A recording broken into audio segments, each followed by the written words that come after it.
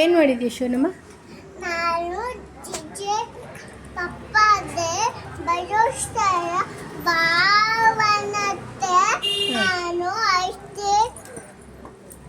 ಹೇಳು. ಅಷ್ಟೇ ನಾನು ಆರ್ಟ್ ಮಾಡಿ ಸರಿಯ ಮಾಡಿದ್ದೀನಿ. ಅದಕ್ಕೆ ಅದನ್ನ ತೆಗೆದು ಈ ಸೈಡ್ ಹಾಕ್ತೀನಿ. ಮುಂದೆ ಏನೋ ಸರಿಯಾಗಿ ಹಾಕ್ತೀನಿ. ಚೆನ್ನಾಗಿ ಹಾಕ್ತೀನಿ. ದೊಡ್ಡ ಹಾಕ್ತು.